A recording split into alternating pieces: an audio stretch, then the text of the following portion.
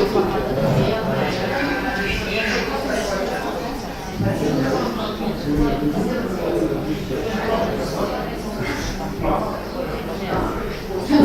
So I think it's time to slowly start. And first I would like to introduce the owner of this place. Not exactly owner of this place, who will now hopefully tell us why they invited us and gave us this possibility to talk about climate change and ecology and its connection to the war in Ukraine. So let's first hear what is the Utopia Cafe.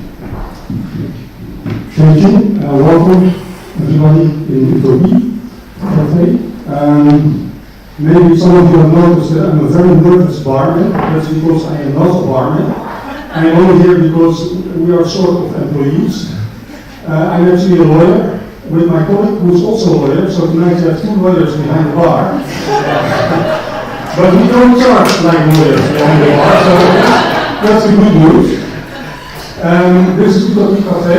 Upstairs we have a law office with 5 lawyers, and we're all specialized in environmental protection and animal rights, or animal law I should say, but we work for a lot of animal rights organizations. Myself, I'm also specialized in nature conservation, environmental law, mainly in Dutch situation, sometimes Dutch international situation, but a lot of Dutch law is, of course, international law, the environmental law. And we started this place as lawyers because we thought it was important to connect with the social movements we represent, and because it's fun.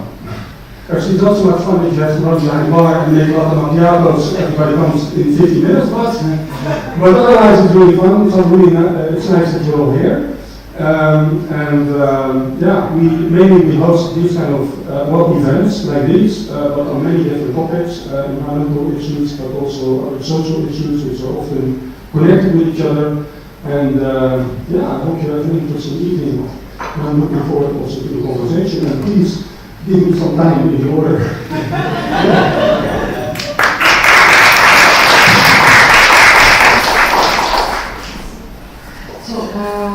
We'll start with the program. My name is Lana. I'm coordinator of Free Russia Now. We are organizing this event. So we are a small NGO. Here in the Netherlands, we connect Russian people that are against the war, against Putin and his cronies and regime. We support democracy, rule of law, and human rights. And we organize these events. It's our third already. To also educate Russian people, but also Dutch people, to provide the accurate information about the situation in Russia. So today we have 2 speakers, Ksenia and Angelina. I will start with Ksenia. So she's a project coordinator in ecological group Belona. She will tell us more what this means. And we also have Angelina, our main speaker.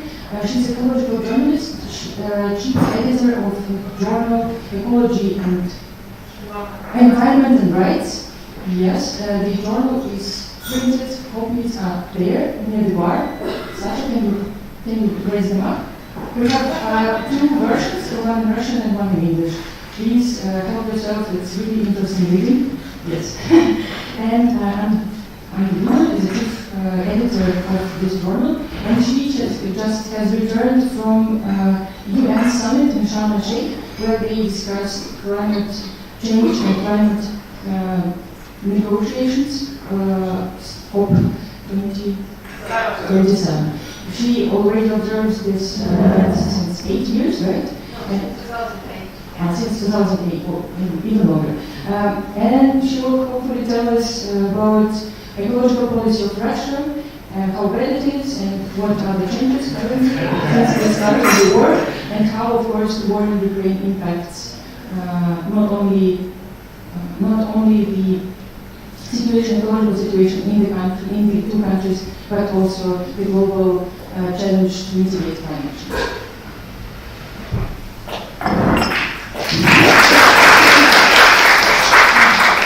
Thank you, Anna. Thank you, inviting to this event. Sorry, I'm just popped in the very last moment, so I will not take a lot of time of the main speaker, Angelina. Just to establish the connection, this magazine that you see there, and you can read, and Angelina is the chief editor. This magazine is printed by the environmental organization Bologna that I'm part of. And this organization has a long history of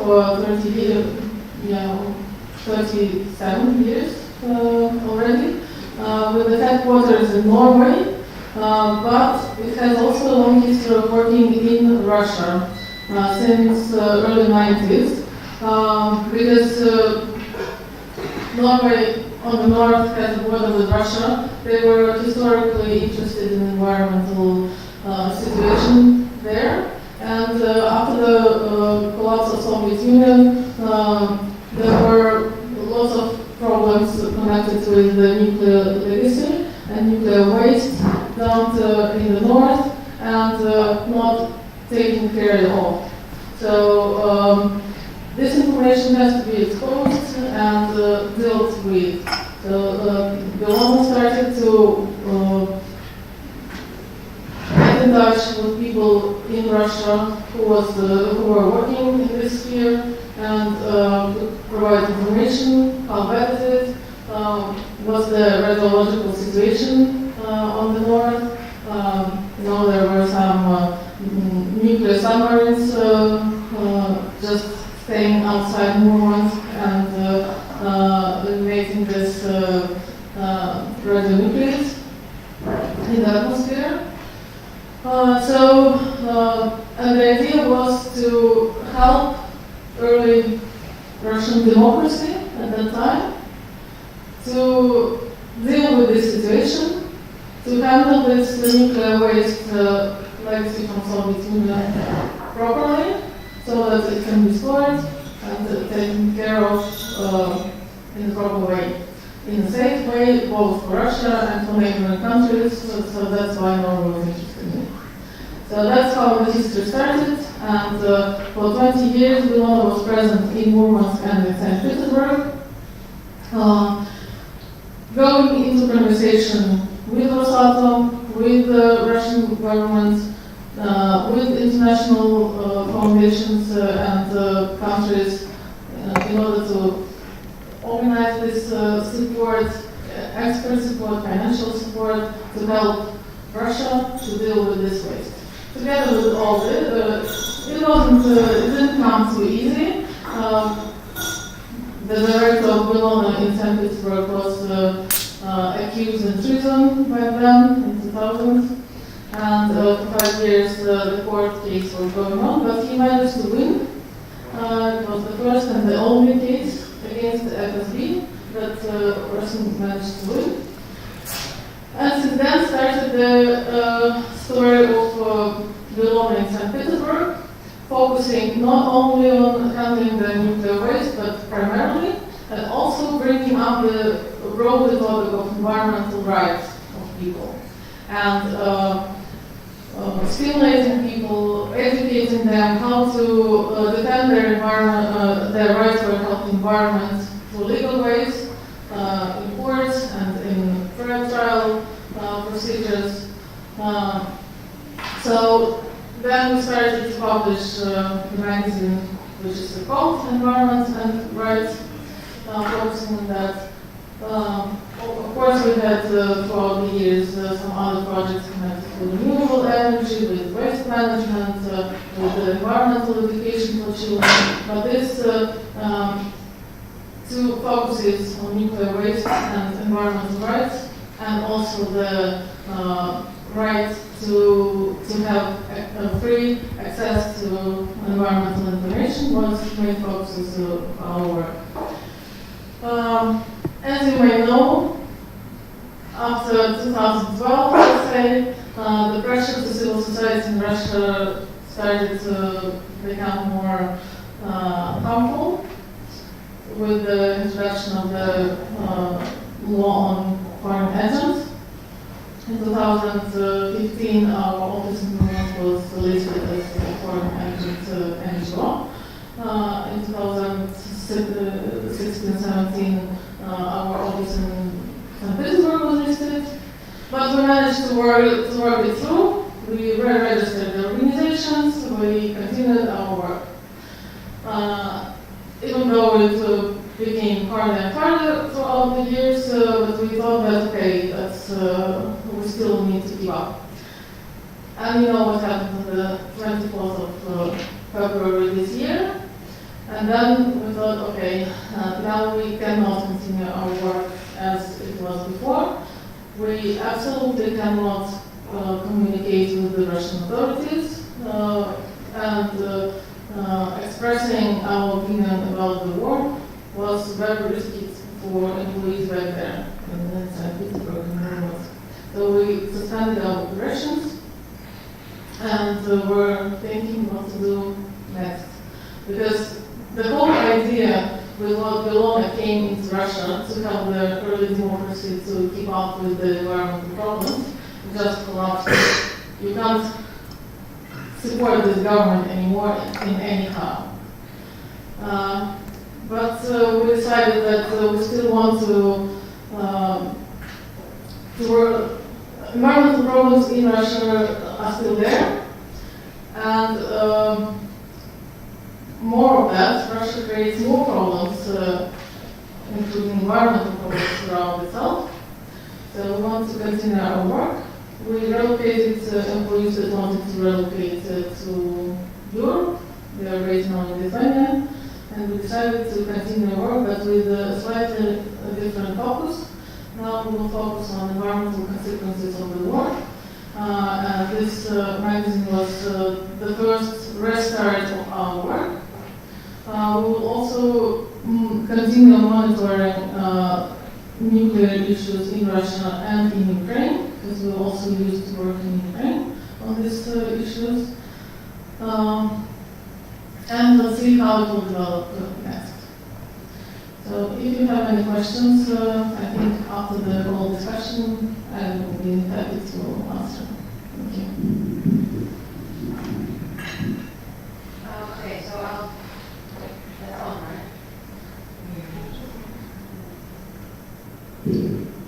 Right, thank you. So thank you so much, Lana and the colleagues, for inviting me to speak here tonight. And also thank you, Ksenia, for making this introduction. As Ksenia mentioned, the magazine, the Russian English version of the magazine, available somewhere around the bar. Right, okay, so you can see it now. And you're welcome to take one copy with you. Yeah, I think I want it's also available freely online. Yeah, you can read it online as well. So as I mentioned, actually less than a week ago, I came from Egypt, Sharm el-Sheikh, where another session of the United Nations climate negotiations took place, the so-called COP27, which is the UN Climate Conference 27. And I'll probably start with that because that's the most recent and very important global climate event. And I'll say very briefly what the conference was about and also how the war in Ukraine and its climate consequences were spoken of and represented in the conference. And then I'll also speak about what's actually happening within Ukrainian and Russian climate agenda. And then, well, I kind of know and I see there are quite a few other environmental and climate specialists, also experts in the area of sustainability, originally from Russia, now based in the Netherlands, are also here. So I'll be happy to hear their questions. I'll be also happy to hear your questions and your reactions. And I very much hope for a very interesting discussion. And so UN Climate Conference. So what is it that brings 35,000 people together? That's quite a lot of people. There's actually, normally there's a lot of criticism. Why so many people fly to one place, eat a lot of food, throw away a lot of packaging, use a lot of energy for air conditioning, well, which was the case in Egypt, or heating, if it were somewhere in northern location, to come up with zero results. So that's the usual criticism which you get of the UN climate conferences. And such a conference takes place usually once every year, normally around November, December. It's like the largest climate event of the year. And throughout the year, there are also regular consultations, like more technical consultations, which usually take place in Bonn, in Germany. This is where the UN Climate Secretariat is based. So, who were these 35,000 people, and what the whole discussion was about? I think if you're a bit outside of the whole climate community and climate debate, you might think that those are mostly scientists getting together and talking about climate change. No, it is not so completely. Those are mostly politicians, other experts, companies, businesses, lawyers, people from the civil society sector, and journalists. And the things they talk about mostly are political measures, commitments, so pledges, like what is our goal to reduce greenhouse gas emission in a particular country or in a particular region, and money. There's a lot of talk about money in various formats. Climate finance, it is called, and it can come in various forms, in various tracks. And I would say, like, one of the main focuses at the UN climate negotiations is about money. What kind of tracks of financing are available, who is paying money to whom, through which programs, how it is transparent, how it is accountable, how it is verifiable, what kind of results we get. So, right, there's a lot of talk about money, and there's also a lot of talk about technology. So money flows, technology transfer, and political pledges, political promises, and political measures. And in a way, because this UN climate conference was taking place in Egypt, which is geographically speaking Africa, this particular conference had a very strong focus on Africa as a continent. And we understand that, well, on one hand, there's still something which is called energy poverty in Africa. So like many hundreds of millions of people don't have access to any energy. So that's like question number one. On the other hand, Africa is one of the growing continents, both in terms of population, but also in terms of economies.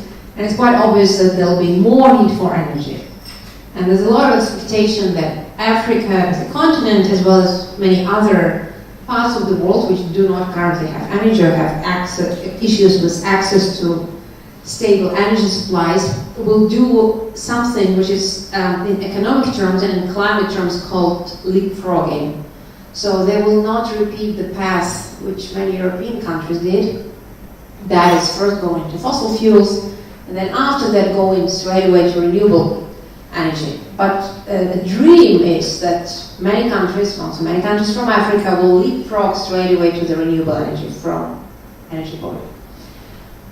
This is one dream, but then there's also something which is a reality. And a reality of what's currently happening in Africa actually has to do a lot with one of the consequences of the war in Ukraine. Surprisingly, you may think, okay, where's Ukraine, where's Africa? And you all probably heard about the whole food security debate that was covered in the news. Which supplies, other grain supplies, also fertilizer supplies from Russia, from Ukraine, from Belarus have been disrupted, and that was very worrying from many countries in Africa and also other regions of the world. But there's another consequence, and that consequence is the energy market. The war in Ukraine led to sanctions against Russia and against Russia's supply of fossil fuels. And that, in a very indirect way, led to the fact that many other countries started thinking, okay, then maybe we can actually explore and produce more fossil fuel because there are gaps in the market which we can substitute. And this is what we also think is of Africa. Many European oil and gas companies are actually trying to come to Africa now and invest into gas production. So at the UN Climate Conference in Egypt, there were a lot of campaigns which were saying, don't gas Africa. Like, don't use our territory for supplying gas to Europe. Because this is the new neocolonialism. This is also something which will be stranded assets. So the assets will be built, but they will not really be needed in 20 to 30 years. What we need is renewable energy and mine for renewable energy. So there was this debate, which is probably one of the first indirect connections to the war in Ukraine, of which there were many.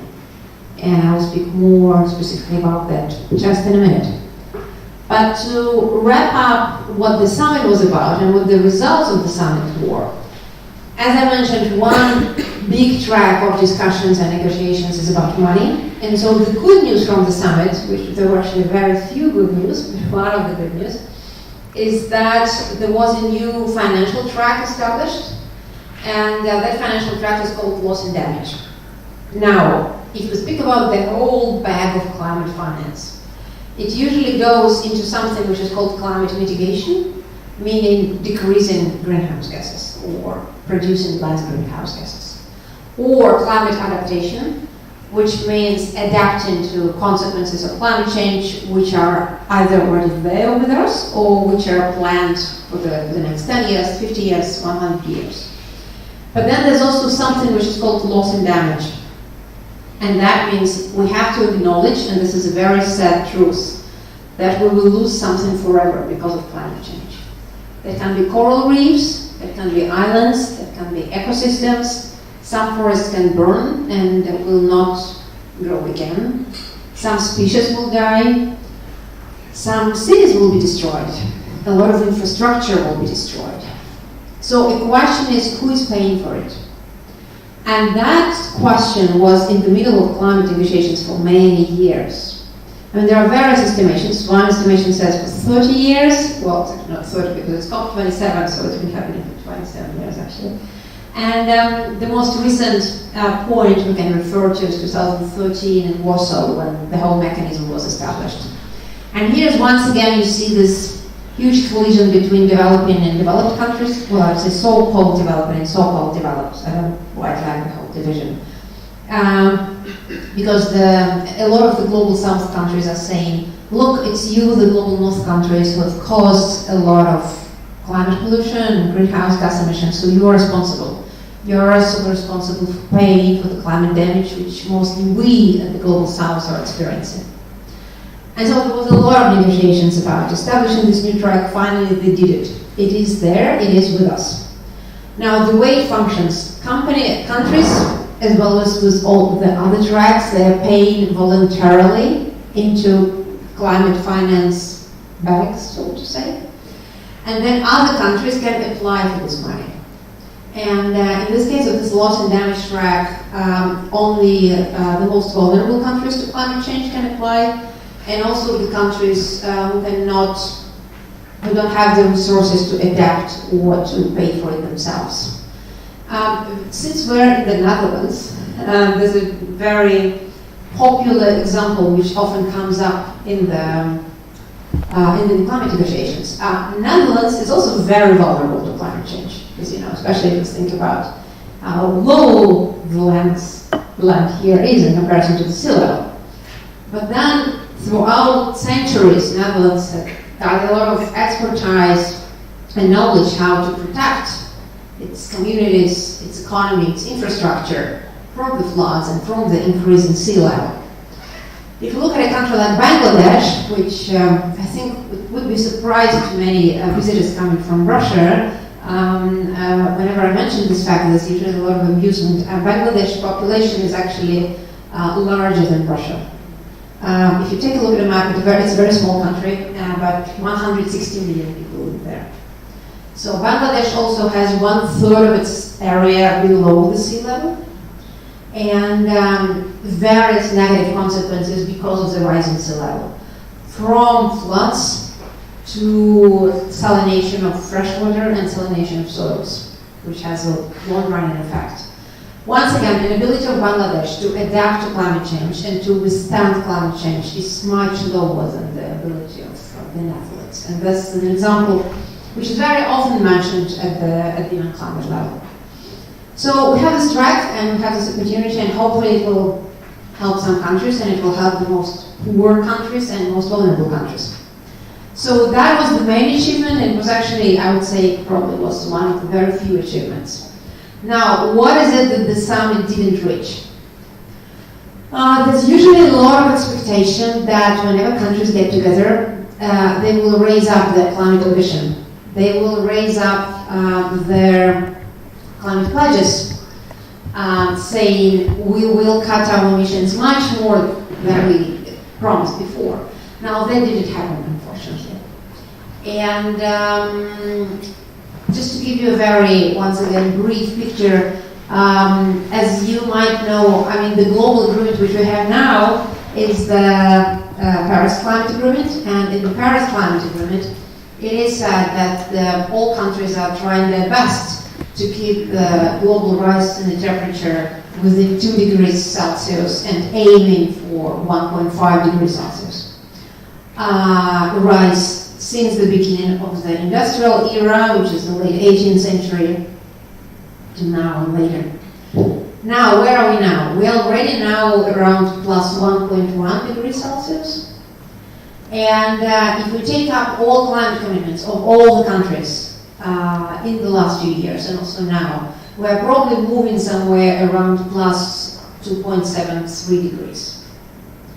Now, if there were no climate negotiations and all the 35,000 people didn't come to Sharm el-Sheikh, and we're not talking for 2 weeks, the world would probably be on a track between 4 and 5 degrees. So that would be the business as usual track.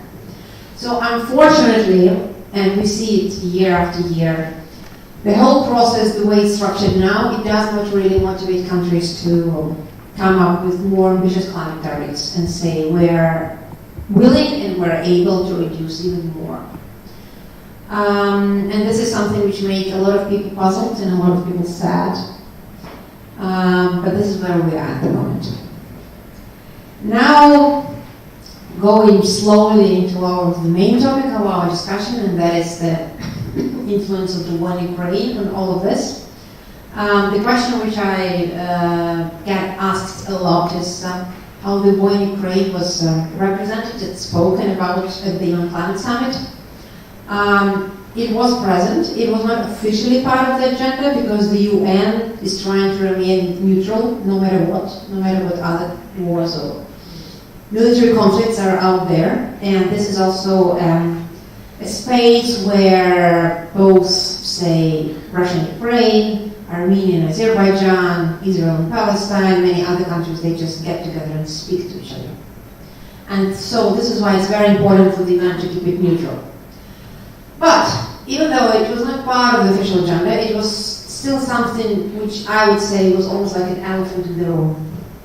Everyone was directly or indirectly speaking about it, and mentioning it, and also saying the way the war has influence on climate agenda, on energy agenda, on food agenda. So, as I already said, both delegations of Russia and Ukraine were present. Ukraine actually had a very special pavilion where every day it had a few events and was talking a lot about environmental consequences of the war and climate consequences of the war. There were actually many studies presented, also the ones which estimated extra greenhouse gas emissions because of the war.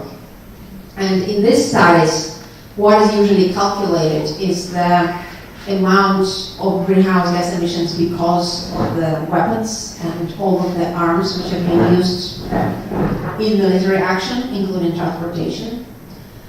Also, all the emissions resulting from destruction of urban infrastructure, urban and military infrastructure, civil and military infrastructure. Also, all the emissions because of the burning forests.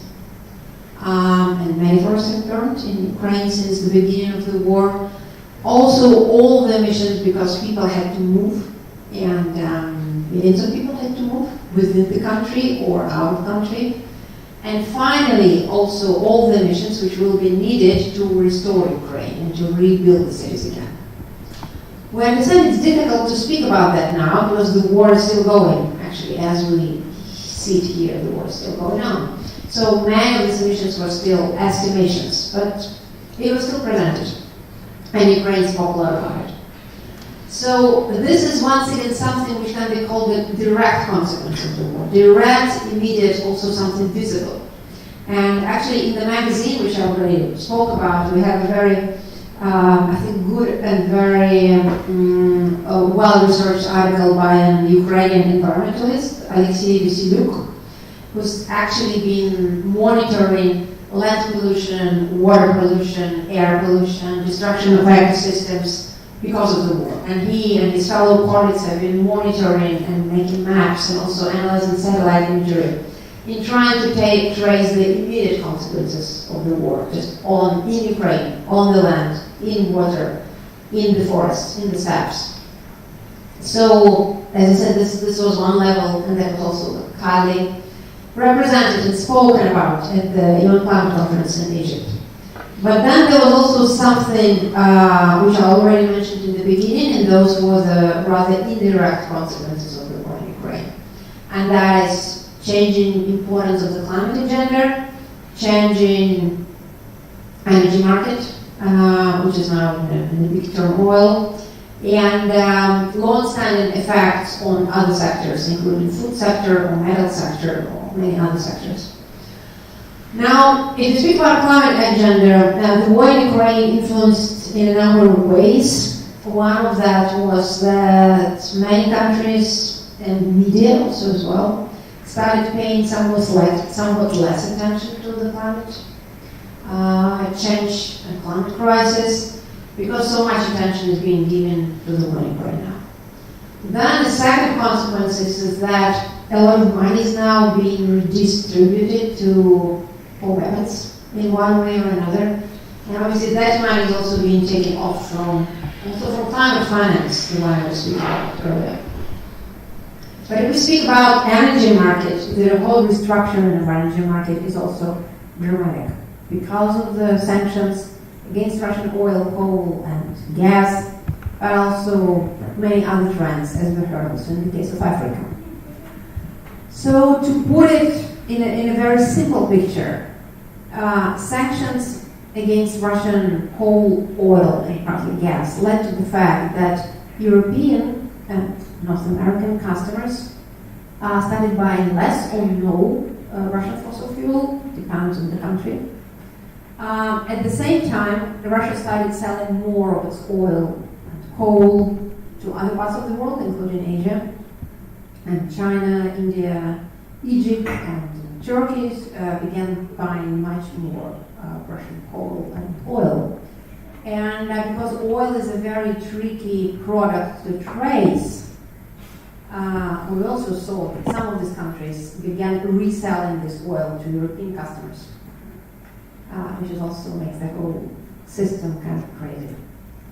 And Russia is selling its oil to Asia with a serious discount, like 25 to 30% cheaper than to European customers. And some of these countries, as I already mentioned, they resell it to Europe under higher price. So it's crazy. It's oil and coal are relatively easy to transport. You can transport it with railways, with tankers, with other vessels, container, like in case of coal, so other kinds of vessels. Gas is a bit of more of a complicated story. So for natural gas, you need a lot of infrastructure, either pipelines, and you know what happened with Nord Stream 1 and Nord Stream 2, or you also need LNG terminals, so liquefied natural gas infrastructure. What we've seen since the beginning of the war and the sanctions against Russian oil and gas is that many European countries started thinking, okay, we might need to buy gas from other countries. And we also might need to build new infrastructure for liquefied natural gas, so LNG. This is, for example, what Germany is doing. And Germany was one of the main clients for Russian gas, main buyers for Russian gas. And there was also a lot of criticism of that, and there's still a lot of criticism of that. So, in a way, what we see the changing character of the energy market is that we, the environmentalists, people who are very much worried about climate change, we thought, okay, so the war in Ukraine shows us how bad and corrupt current global energy system is. When we have just a handful of producers of oil and gas, the rest of the world relies on them, and many of these producers actually are located in countries with very strange political regimes, but with wildly. So that would be a huge motivation for countries to actually go completely off fossil fuels and start developing renewable energy instead, very quickly. Unfortunately, we don't see now happening that quickly because you need a lot of money, you need a lot of technologies, you also need a lot of restructuring. What we see now is that many countries who used to be buying Russian oil and Russian gas go instead to the Gulf countries, go to Azerbaijan, go to Qatar, where the World Cup is currently taking place, and make huge deals there, or trying to drill in Africa, right, as I mentioned before. We can only hope that this is a short-term consequence, and in the middle run and the long run, we will actually see a lot of development of renewable energy. It actually continues to happen. There's a lot of investment going into wind and solar, and the three main regions which drive this investment is the European Union, the US, and China. They invest a lot in this. But still, in a way, the growth of consumption is still not in pace with the growth of new renewable energy capacities. Now, you may ask me, there's so many good stories in the European Union about development of renewable energy. So why is there still a problem with Russian gas? It's a very good question. And the answer would be that various kinds of fossil fuels are being used for various kinds of purposes. So oil is mainly used for vehicles, for transportation, cars. And as long as people buy new cars which drive on gasoline, we will need oil, and we'll need a lot of oil. So the way out of oil is mainly the transportation sector. Urban mobility, less private cars, more bicycles, more pedestrian infrastructure, possibly some electrical cars, but they are also not an ideal solution. Coal and natural gas are mainly used for other purposes, and that is energy generation. And energy can come in form of electricity, or it can come in form of heating. And with electricity production, a few European Union countries did really well in terms of renewable energy. On certain days, countries like Germany or Spain, I don't have all the data about the Netherlands, but I know the case in Germany and Spain cover 100% of the electricity need by renewable energy. The remaining issue is the heating for northern countries. And here the problem is that many cities have inbuilt infrastructure for delivering hot water in our radiators when it's hot or when it's cold. And to restructure the whole system takes a lot of time and a lot of money. And especially if it's a cold city, and especially if it's a city where 3 to 5 million people live, it's a huge task. So now there's a lot of thought about what do we do with our heating system for cold cities and cold regions of the world so that we go off gas. The technological solutions at the moment are once again either solar or the so-called heat pumps. For example, Sweden, Stockholm produces quite a lot of its heating from heat pumps, but heat pumps is still something rather costly, not what every city can allow it to have. But I think once again, trying to put it into a more global perspective, I would also say that basically heating is something which concerns only a small proportion of people on this planet.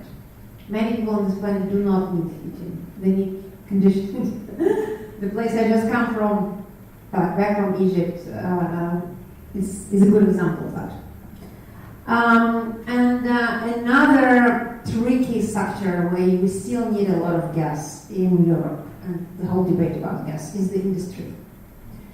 Production of steel, production of cement, and production of many other materials which we have in our daily life around us, which we use a lot. If you just think about all the metals which are out here in this room.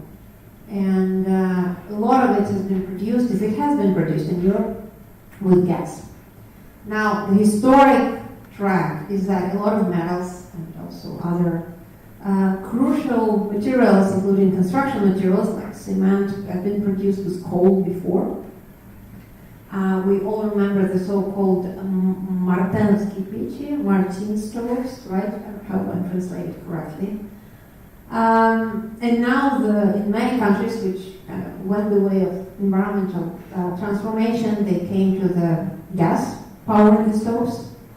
The future is hydrogen. The future is hydrogen and possibly green hydrogen, hydrogen which is produced from renewable energy. And a number of steel producers are experimenting with it, but still, we're still not there. We're still not completely there. So gas is highly needed for production of metals. And that leads me also to another sector which we have not really spoken about. So we've spoken about climate agenda in general, we've spoken about energy sector being restructured. Now there's also the whole metal sector. There are many kinds of metals out there in the world. And there are many kinds of metals that we use in our daily life, from steel and aluminum to some rare metals and rare earth metals, which are crucial for energy transition.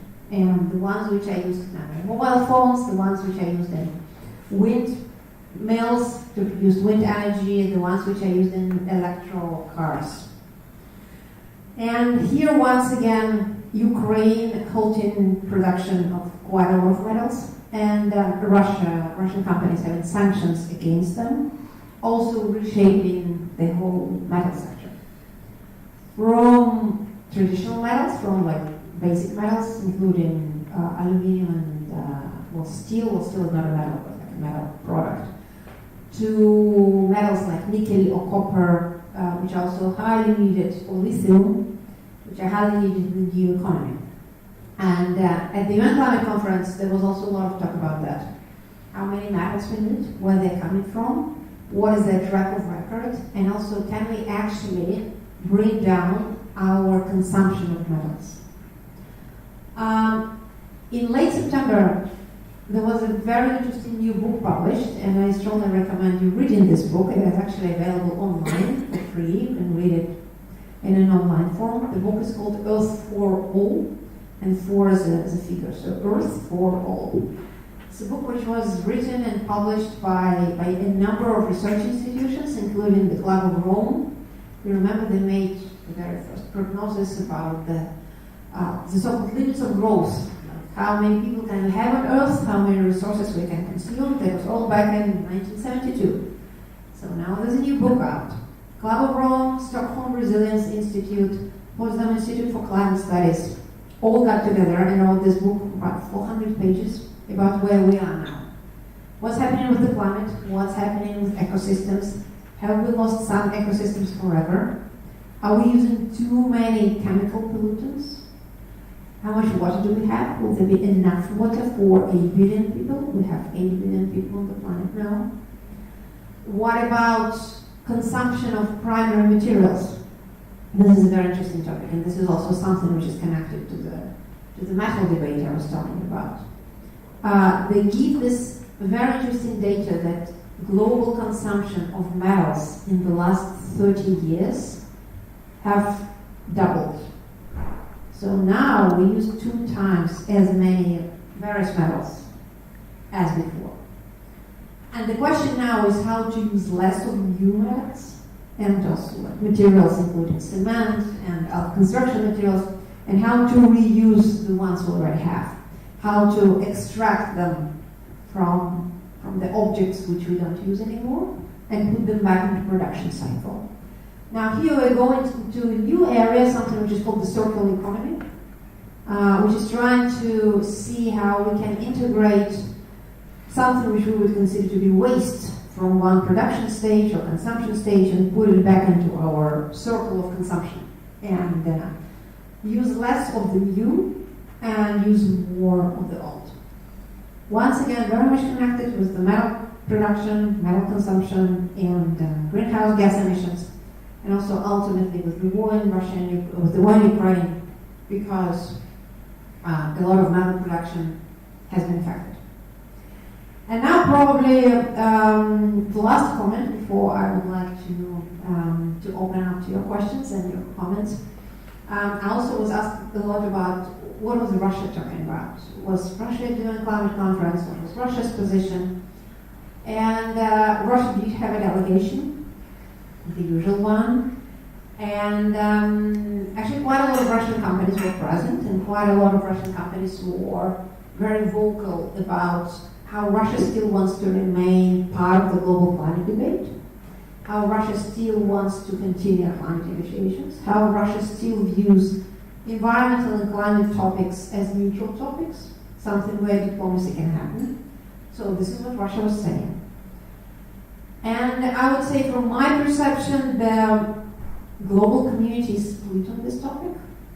There's one point of view which says, no, we cannot cooperate with Russia in current conditions, because Russia is the terrorist country, which holds a very lively war in Ukraine, and before the war stopped, we cannot do anything. But then there's also another opinion which says, no, global concerns are more important than the wars, and global concerns are more important than military conflicts.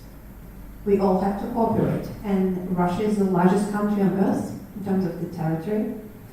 And even if we can introduce sanctions against Russian economy, we cannot close Russia for the rest of the world. The forest will still be burning, Arctic will be melting, permafrost will be melting. We need to be getting data out of it. Now there's a lot of issues with international scientists not getting enough data about ecosystems in Russia, and Russian scientists not getting access to international databases. Like also the scientific cooperation has been influenced a lot by the direct sanctions or self-sanctions of many research institutions. And likewise, we cannot just close Russia. There should be some kind of climate cooperation. But I believe the answer is what kind of climate cooperation can there be, and also with which actors? Is it the government? Are these the independent scientists? Some companies? Civil society activists?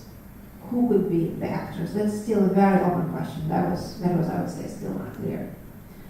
And if you speak about Russian companies and Russian businesses which were present at the UN Climate Conference, Rosatom, the state nuclear company, was very active. Well, in fact, Russia for years has been trying to push an idea that nuclear energy is a climate solution. Nuclear energy is good for solving climate crisis, and trying to promote its nuclear technologies worldwide. It should be said, it's not only Russia doing it, many other countries also support that. For example, the US is supporting the fact, and the UK, France, we aren't. France, the UK, the US are also supporting this point of view. And this year, what Rosatom was doing, Rosatom was talking to a lot of, so to say, non-Western countries in trying to promote its technologies. Countries in Africa, countries in Asia, countries in Latin America. So this is also one track. Another track, a lot of Russian metal companies and also companies in the area of producing fertilizers were also talking a lot about how global cooperation is important. There were copper companies, there were nickel companies, they were saying, look, we understand current international conditions are like this, but the world needs nickel for electric cars. The world needs copper for wires and production of renewable energy. Let's continue the conversation. So they were saying it openly. Once again, there were mixed reactions to it. I would say mixed reactions. There were actually quite a number of protests that the activists did at the conference. For example, when Russia was holding its official side event, a group of Ukrainian activists stood up and made an action saying that Russia is actually killing people in Ukraine and is just making false climate claims, while in fact there's a lot of extra greenhouse gas emissions appearing because of the war. And likewise, there were many similar actions, and Russia was condemned by many activists. But still, especially at the UN level, you can also see the world is not united on that point. There are many countries in the world, also from the global south countries, which think, okay, there are other topics which are much more important than the one in Ukraine now, including food security, including energy security, including access to fertilizers, including access to metals. And this is, once again, it makes the whole international picture a bit more complicated than probably we perceive it here in the Netherlands or here in Germany, where I'm based. Just the very last thought. maybe also just to show you another global and not very clear and not very expected consequence of the war in Ukraine. So with the issues and with the health problems of delivering grains and fertilizers from Russia and Ukraine, I mean, it has been solved to a certain extent through the grain deal, but still not completely fully. But yet, many other countries started thinking about producing actually more wheat and more fertilizers. And some of these countries are from South America, including Brazil and Argentina. And there, once again, the whole dispute is about, okay, new chances. Okay, so we cut down more in forest and we produce more wheat. We cut down more, we take more land from indigenous communities and we produce more potassium, which is needed for fertilizers. Once again, indirect consequence, very unexpected one, but it's also still something which is happening now. So in a way, it was good to see the newly elected president of Brazil, Lula, who came to COP and who said, look, we're gonna secure Amazon is with us, we're gonna secure that we do not violate that many rights of indigenous communities in Brazil. We'll try to do something, at least. But once again, war in Ukraine, direct environmental consequences, indirect consequences for climate, for energy, for food, and also for metals, or even for the Amazon. This is possibly shows how global and interconnected the world is, even after the pandemic, even with the war in Ukraine taking place. And it also makes us think a lot. Well, at least it made me think a lot. So, thank you.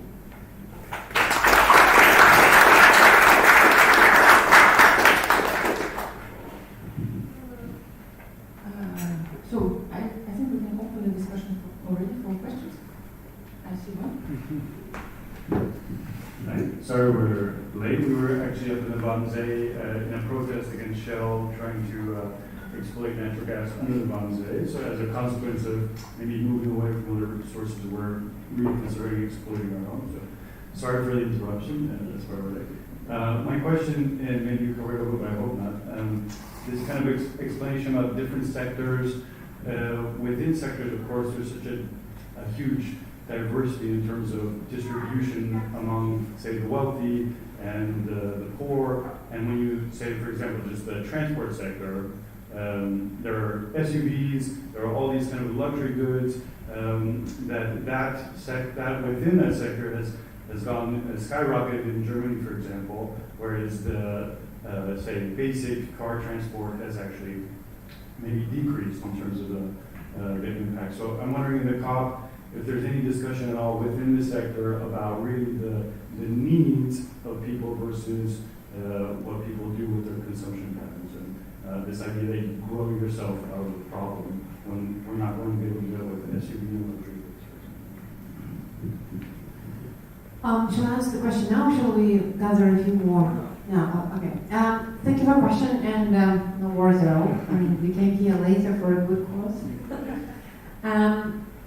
I would say on one hand, the transport sector has been covered a lot and spoken about a lot at the COP from various points of view. On one hand, and on another hand, also the whole connection between inequality and climate has also been spoken about a lot. Something like climate justice, but also the whole distribution of emissions based on the income and based on the consumption patterns. This is something which is getting more attention at the COP, and this is also something which is also now being phrased into we cannot solve climate crisis without solving inequality crisis. And this is in an indirect way is what you're asking about. Now, one thing is acknowledging that, another thing is doing something about it and actually achieving a result. And this is something which is not very easy to get accomplished. There are various ways in which you can motivate people either consume less or consume less luxury goods or consume less goods which emit more greenhouse gas emissions or have more substantial carbon footprint, including the SUVs and luxury cars, the ones you mentioned. And I think various countries in various parts of the world that go in various ways. With some of them it's the taxation, which makes these goods more expensive, but then if you're wealthy enough, it's probably not that relevant for you. In some further countries, those can be direct restriction on what is being sold, what is being, it's like, the case of Singapore, right? But it's a very rare case. Very few countries are using direct restrictions. A lot of countries are, and a lot of environmentalists in many countries are trying to influence it through, I would almost say the word fashion, or like what is expected in society, and what are the values are. And you see some of these changing values within some of the European countries, right? Especially within the urban environment, you don't really need a car anymore, right? But once again, those kind of changes, they don't come quickly. They very often come very slowly, and we honestly don't have enough time to write for all of this to happen. And on another hand, in many countries which are kind of going from like global south countries to more developed global south countries, right? So countries which are BRICS countries and around. You also see a growth in inequality and also a wish of many wealthy parts and groups of population to actually consume more and also consume more luxury goods, in a way repeating the lifestyles of the Western countries. So it's complicated. It is acknowledged, but in no way you can achieve something on an international level, like at the level of the World Bank and the International Monetary Foundation. There's been a lot of talk about maybe how a global tax on financial transactions should be introduced. That was the only global idea which is out there, and still they cannot agree on it for the last 10 years. And so in a way, it's very much context related and very much country related, but it's also very much culture related, and culture and values. And changing culture, changing values, and changing patterns is what takes a lot of time, but it also takes a lot of time, not only through political systems and through taxation, but also through, I don't know, what people accept as affordable, what people accept as I don't know, normal lifestyle, what people see in TV, what kind of ads are out there. And once again, it's one thing if we talk about consumers, even in Germany, another thing if we talk about new wealthy consumers in China, in Indonesia, and many other countries who also look up in the first place to what consumers in the US are doing. So it's complicated. It is being spoken about, but very practical, very hands-on approach on what can be done is still not there.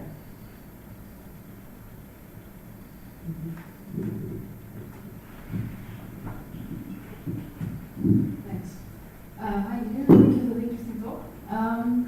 I want to ask you about the civil society and environmental movements in Russia, because I think before the war started, there were still some NGOs working on environmental subjects. There were some activists. There was Fridays for Future becoming a active in Russia.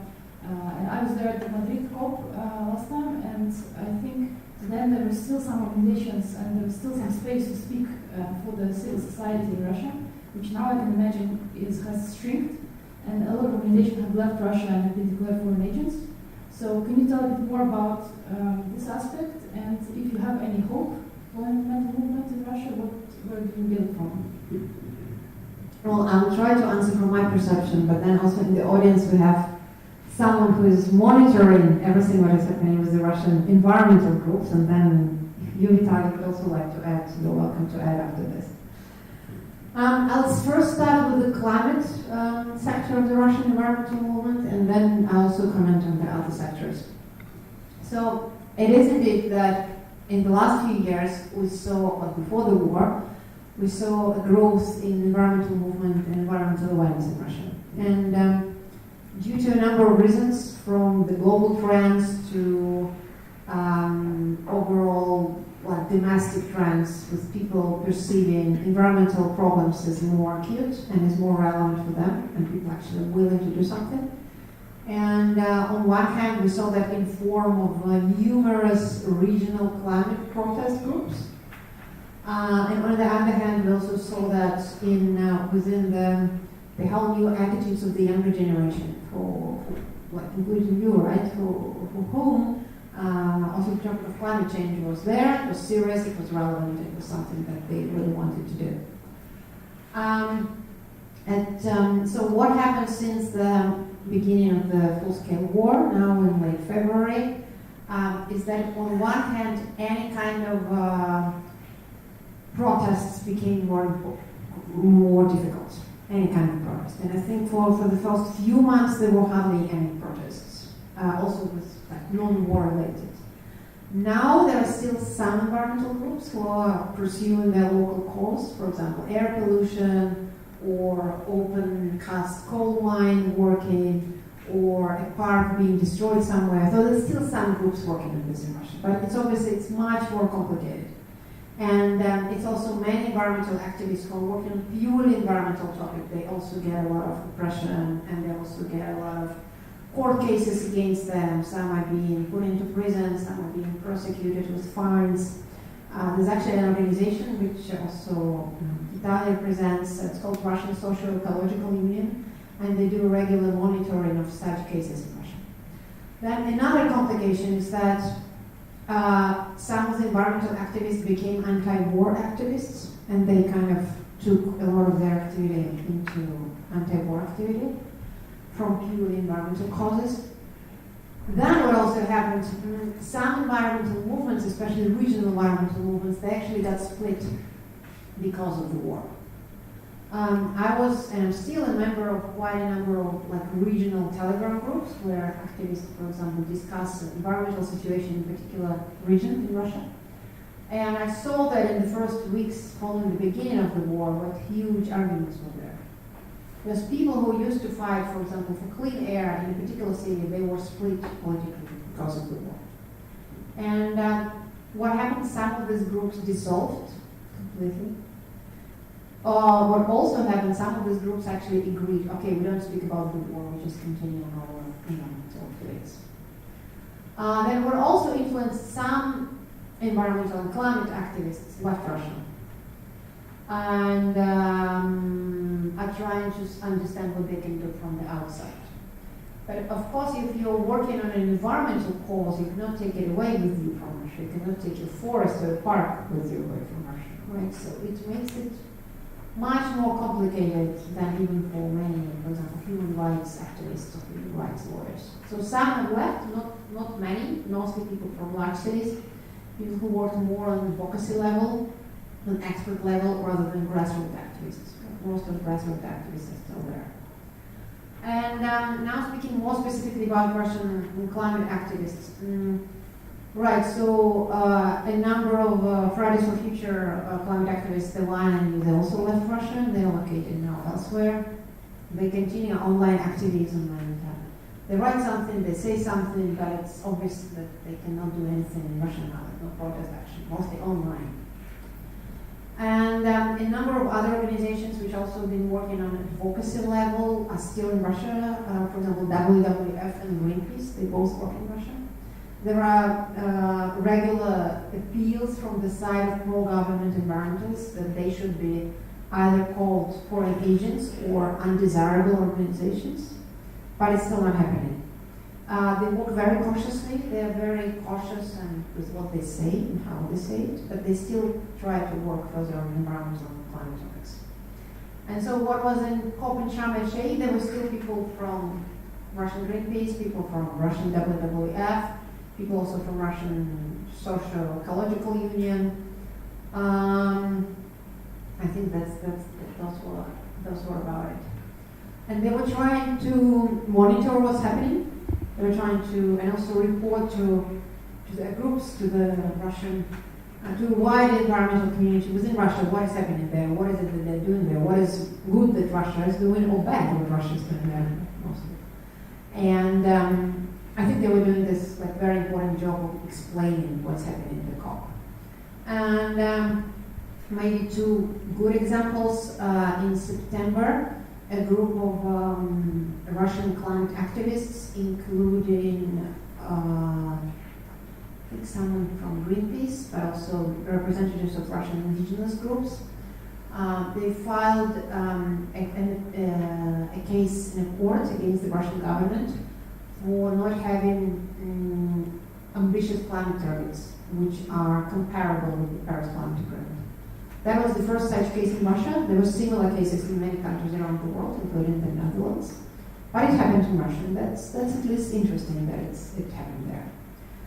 And then another case, like more recent case, is that like shortly before the conference in Sharm el-Sheikh, also a group of Russian climate experts, also from all the organizations, before, they also came up with a joint position of Russian civil society towards the COP, but they've agreed that they only write about the global expectations, but not about Russian expectations, like what they expect from Russia, because they didn't want to sound too uncritical, and they just couldn't allow themselves to sound too critical in kind of conditions. I don't know, Vitaly, do you want to add anything? I mean, I don't want to. No, but only if I forgot, because Vitaly is someone who's actually doing this analysis regularly. It's fine. Yeah. Right. I mean, I don't want to intervene. That's such a huge topic, because that's kind of my area of work.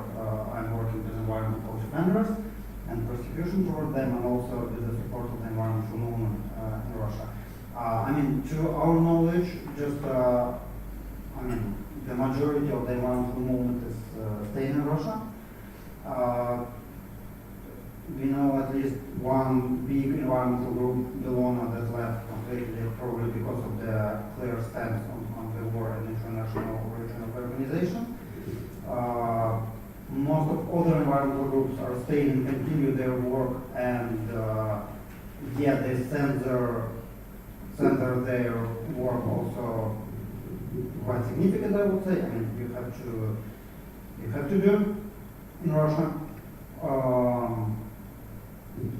If you're really interested, anyone interested in what's happening with the environmental part of civil society in Russia, we can, I can refer you to this environmental crisis group, Ekologiya Krizisная Группа, with the Telegram channel specifically writing every day basically about how you can support environmental activists every day, and our monitoring. You can also look just not to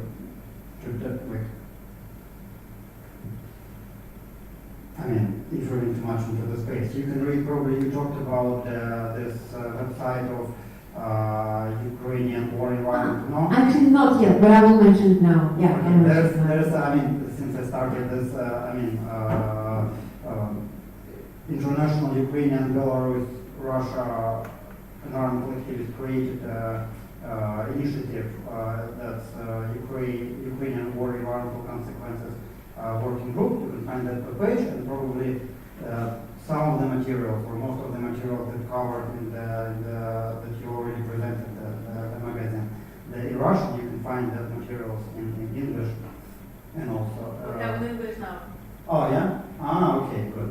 So I think that the authors and Alexei and some other people also are related, so you can find there also. You can find there my interview on the environmental part of the civil society there. You can also look at the Keder media, if you know. I believe majority here are Russian or connected to Russia, so you can find also my interview in Keder media on the issue. And so just basically answering that some people left. That's true. Some people trying to censor their activity, but majority of the organizations and activists are staying. Also, as Angelina said, and we are saying that the environmental problems, you cannot take them with you. Multiple groups in Russia worked for decades, and they operated in the Soviet Union. It's not something new that happened in Russia. So that's also.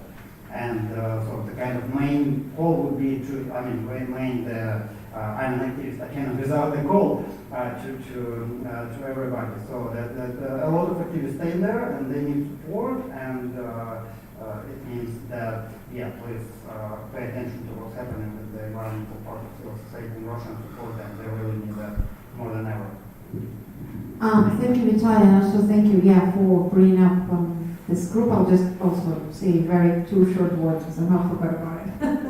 so much to say. So I'm also a member of this working group, which is called Ukraine War Environmental Consequences Work Group. So the website is uwecgroup.info, I think I'm right. And it's a group which unites environmental experts and environmental journalists from Ukraine, from Belarus, from Russia, and also have some colleagues from the US working with us, because we publish in English and Russian and Ukrainian professional expert articles, and some also more popular articles. I'm trying to make them more readable. I'm one of the editors of that project as well. And so yeah, the main idea is to follow environmental and climate consequences of the war. I think there was a hand back there.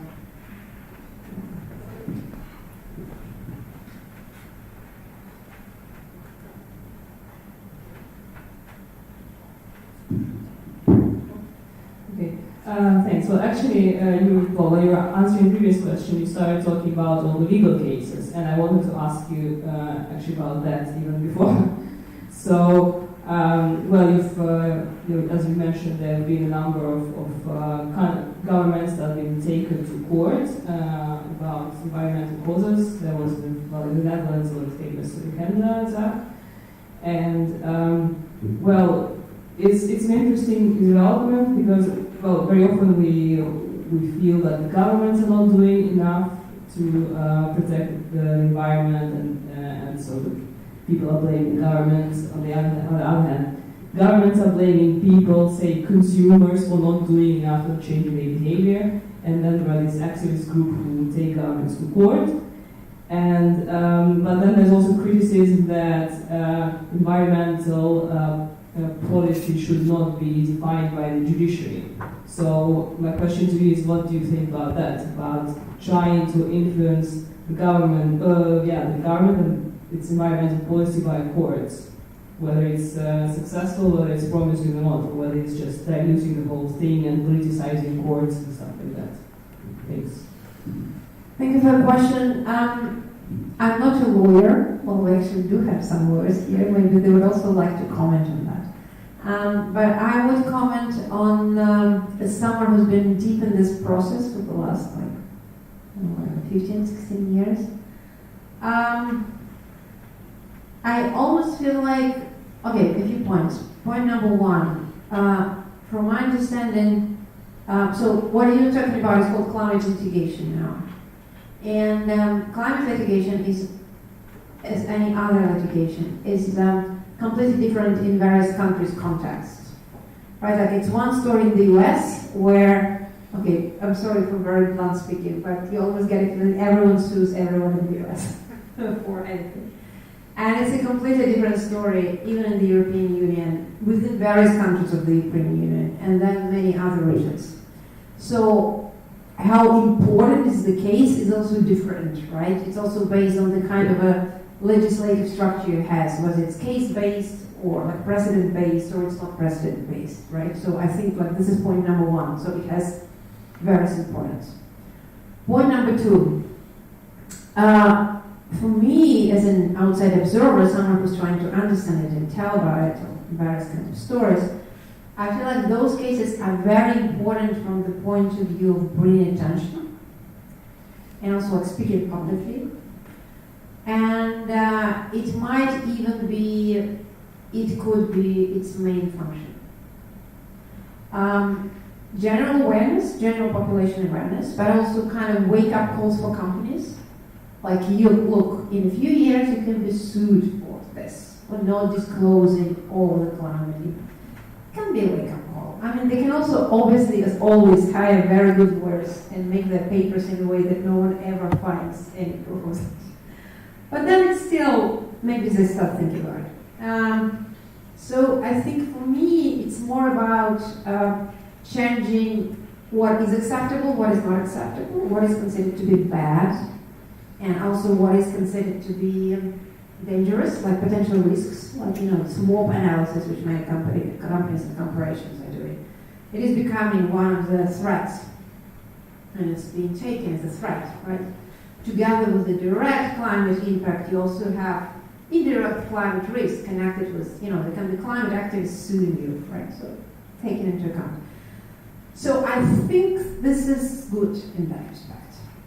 And even in this respect, we don't need to have thousands of cases. We may have just dozens of cases, but they will be very loud cases, so to say. Now, point number 3. Is it really good for influencing environmental policy and environmental legislation and environmental administration and regulation? It's a very complicated question. I actually don't. In a way, the way I see it, so say to put it very, also put it very simply and to put it very generally, something is appearing as a problem, say an environmental problem, and the activists are saying it's a problem, and they're bringing it to the general public and saying, look, it's a problem. The activists in some countries, the activists are also going to the legislature and to the parliament and saying, look, it's also a problem, we should do something about it. So this concern. Then there's this concern comes in a form of an act or a legal act or something, right? We got to regulate it. And regulation can also come in various forms. It can be direct bans, it can be taxation or subsidies, like stick and carrot. It can be various more complicated forms like carbon markets, like cap and trade, allowance. You can emit as much as you don't go above this level. Or if you emit more, you can trade with each other. This is how carbon markets are created. There can also be compensation schemes. If you destroy this particular wetland, you have to restore another wetland elsewhere.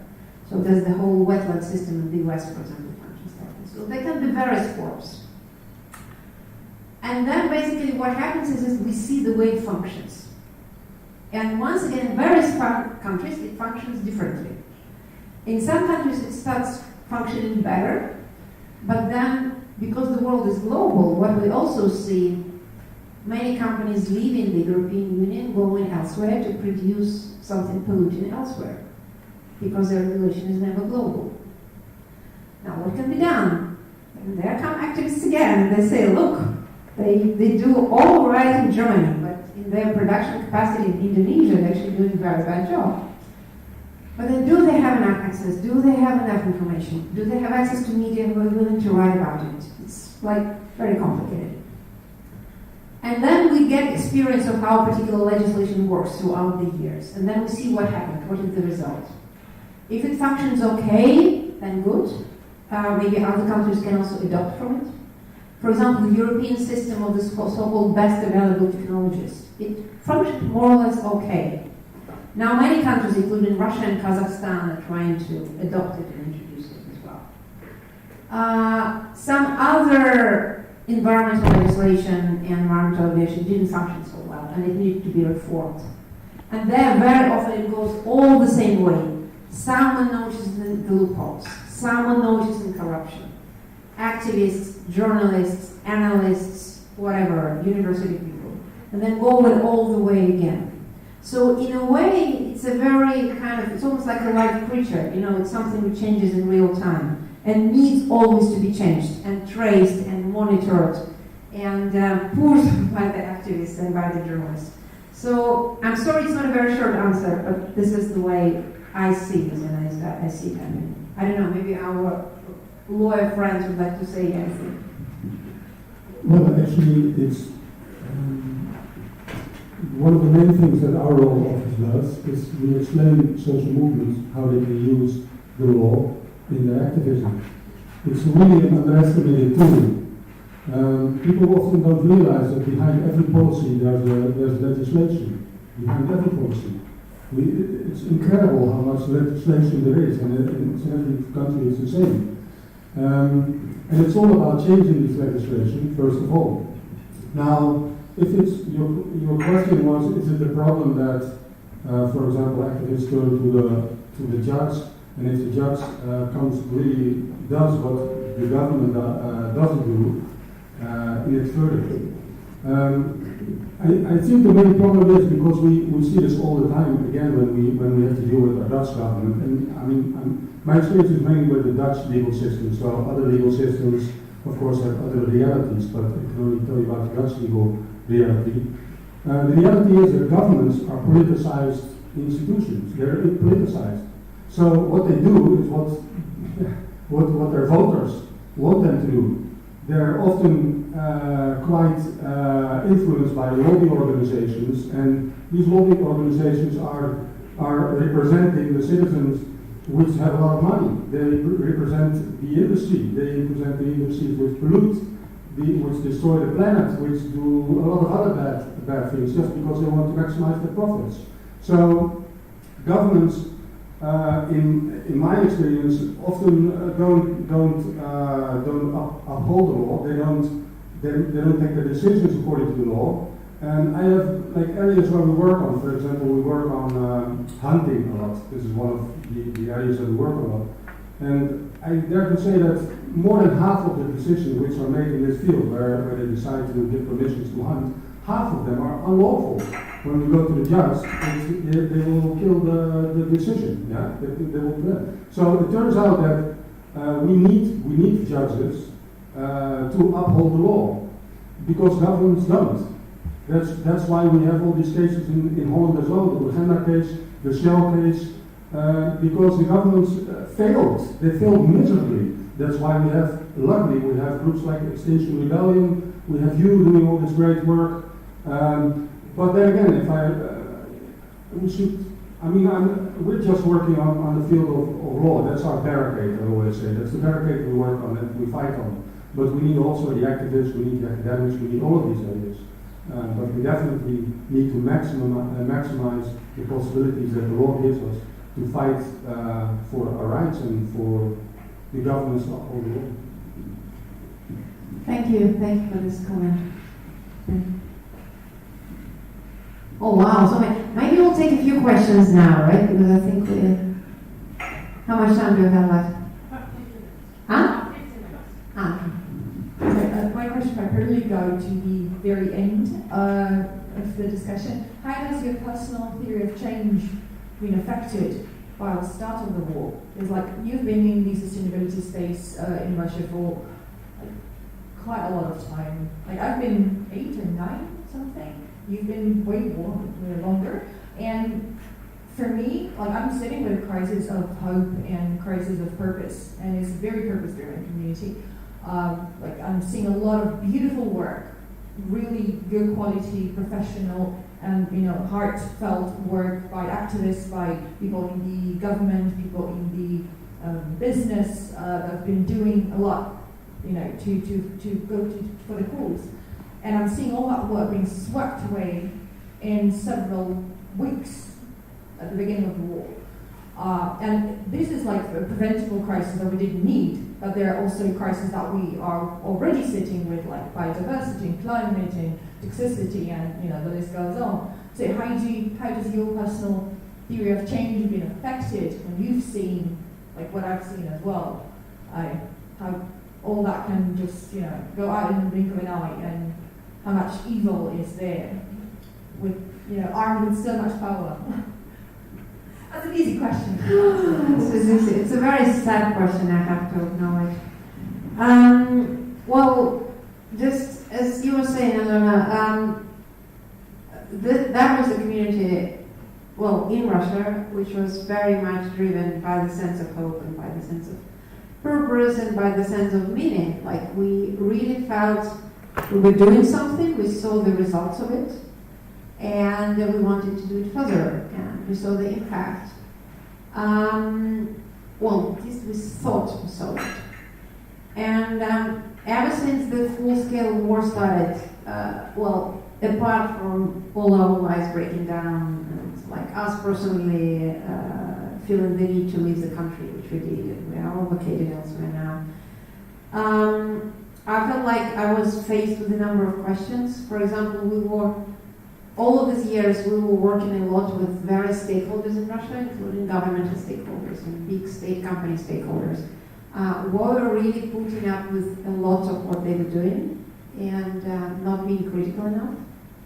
That's the question I keep asking myself. We're really a bit like, this German criticism now about Wandeln durch Handeln, yeah, so the SPD, the social democratic approach, that autocratic political regimes can be changed through talks, and through cooperation, through dialogue, and through trade. To a certain extent, I believed in it. I believed in that, and I was doing what I was doing, you were doing what you were doing. Now I do feel skeptical about that. I was like, asked myself, was it the right thing to do? So that was at point number one. Point number two, and I think that also came up very clearly to me during the COP. So at all last COPs, I was out there as like one of Russia's climate journalists, and what I was writing back in Russian for Russian media, it was important, it was relevant, it was read by the general public, but it heard by the general public, but also read by the decision makers.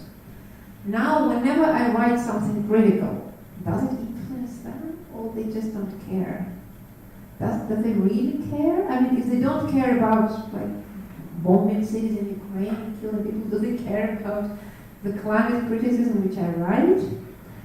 And that obviously puts a very hard question, like what is the impact now? What is the purpose now?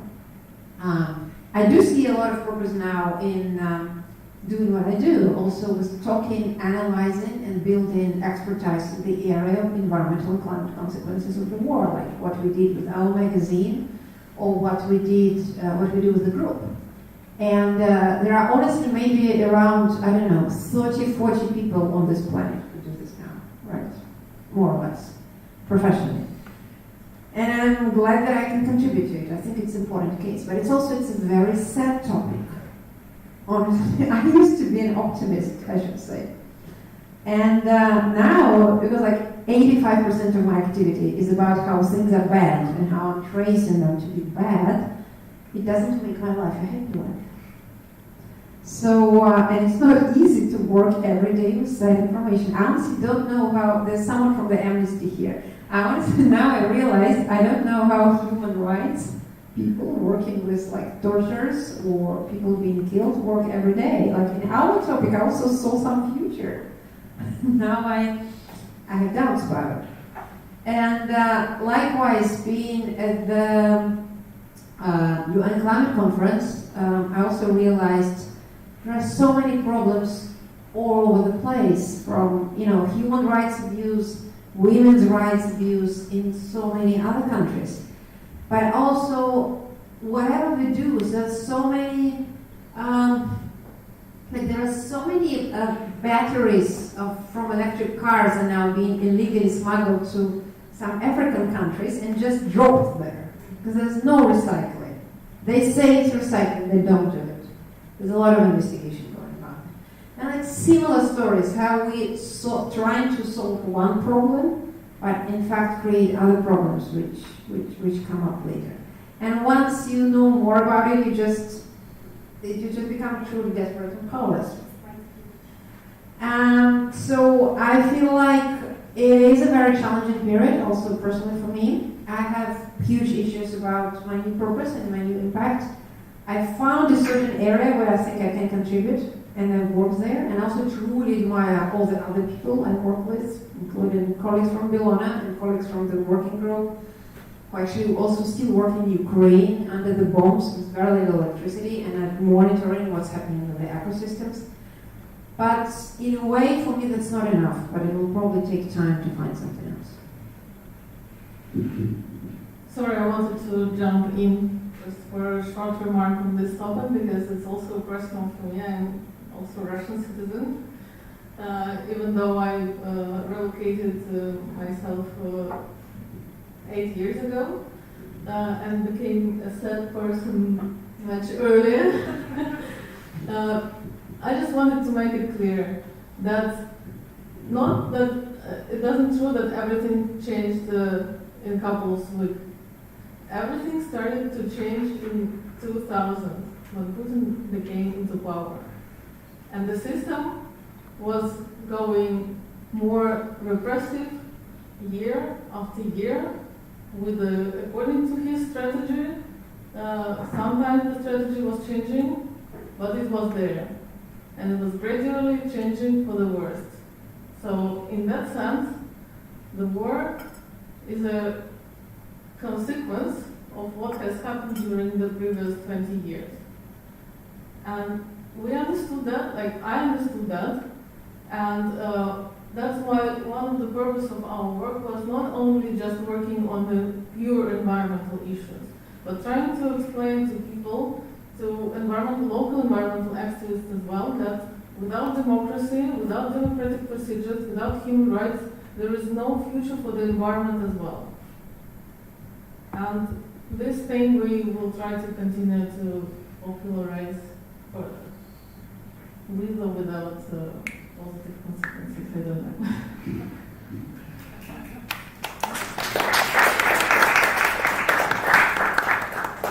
Shall we take one more question? Yes.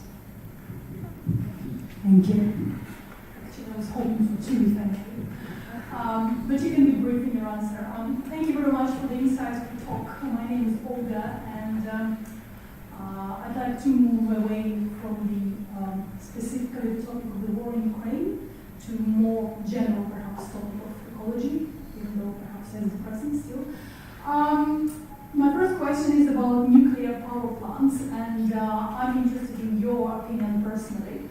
As someone who was actually born shortly after the Chernobyl nuclear power plant disaster, quite close to that location, I grew up with the understanding or with the perception that this is evil, that nuclear power plants are evil and they cause this type of damage. And I know the perception was tarnished by my own personal experience.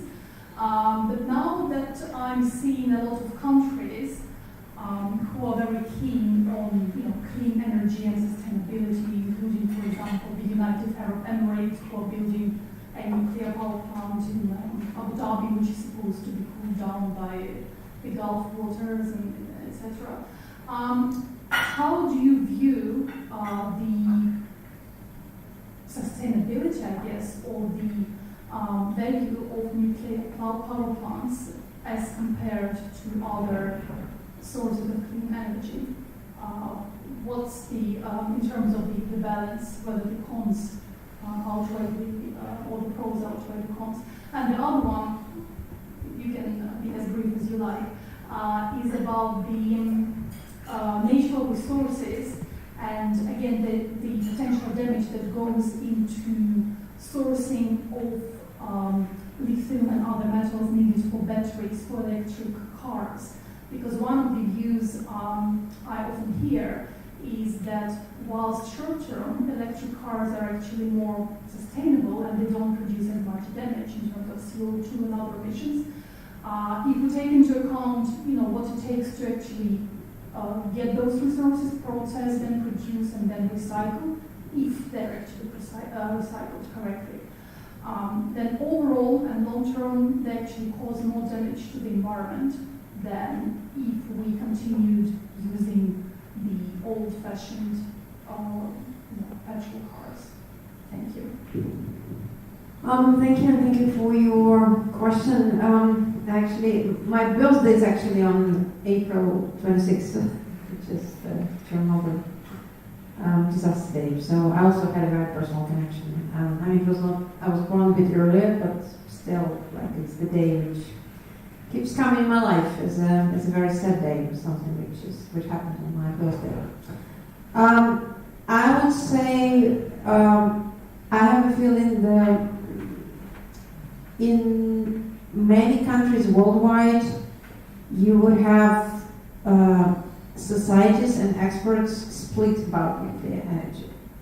Nuclear energy is actually one of the topics where you either have people completely for it, or you either have people completely against it.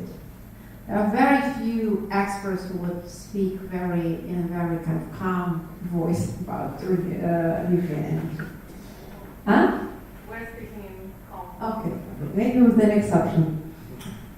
And some countries do follow the track of developing nuclear energy. You mentioned United Arab Emirates, but also, like, as we mentioned, the US, the UK, France, and many other countries are also like thinking there is a share of renewable energy. Like, renewable energy probably should not be 80%, like in France. It's probably too much.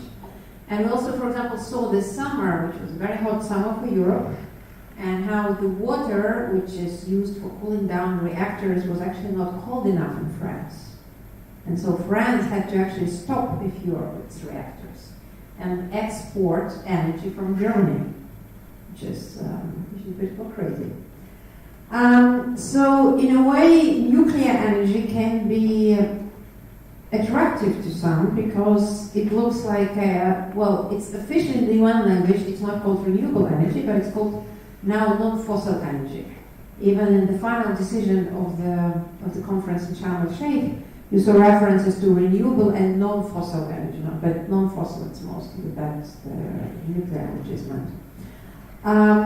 It looks less carbon intensive in comparison to coal or natural gas generation.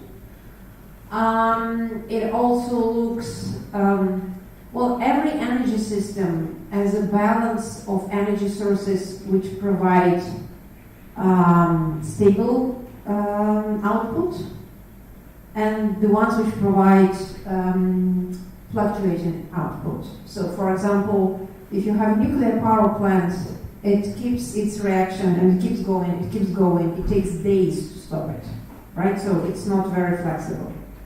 But then it's in every energy system you should have certain energy sources which are kind of more stable, and the ones you can regulate. So this is the whole idea of an energy system.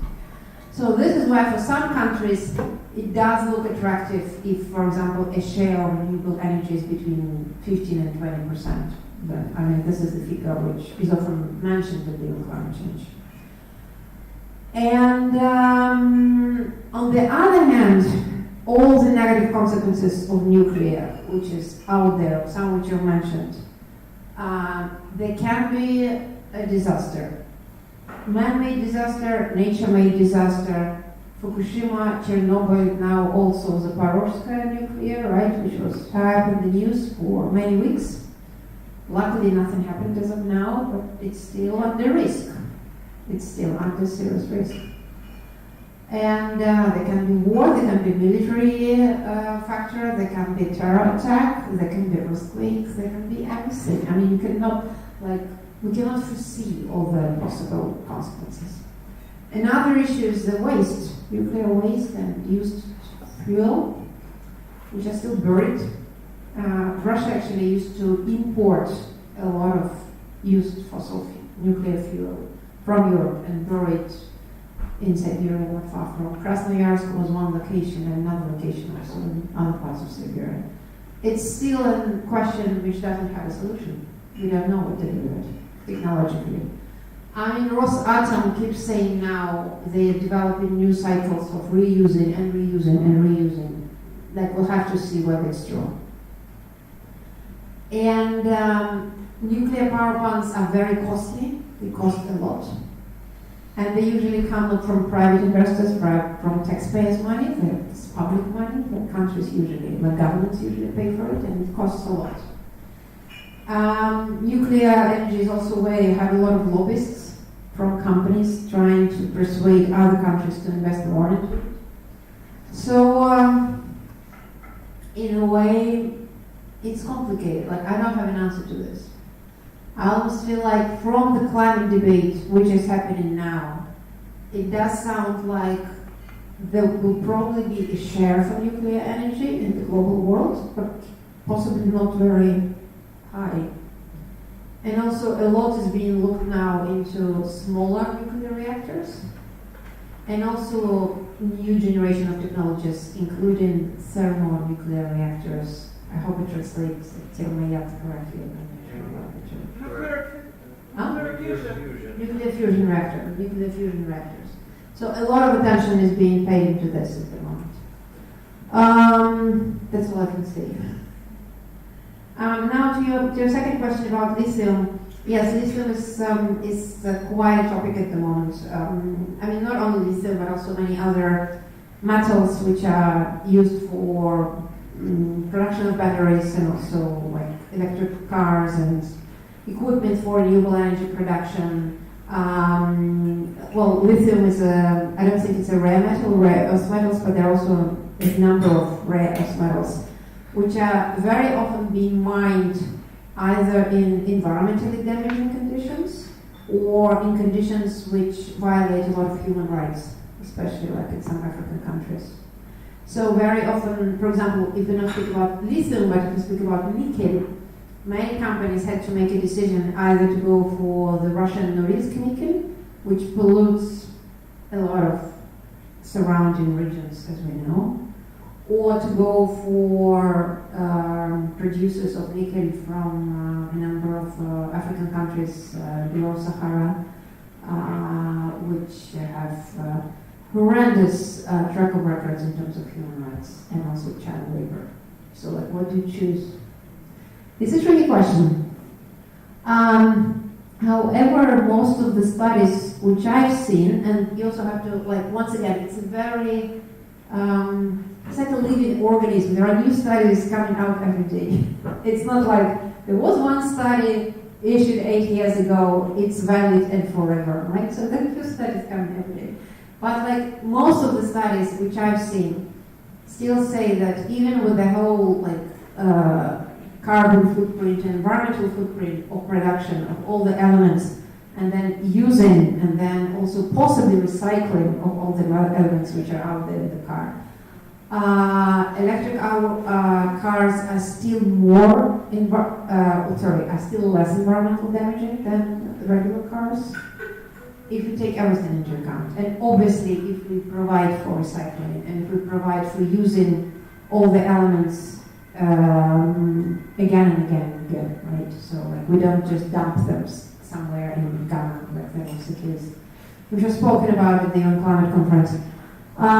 So I would, with that respect, I would disagree, and I think that most of the studies I see still say they're better. But once again, they're not perfect.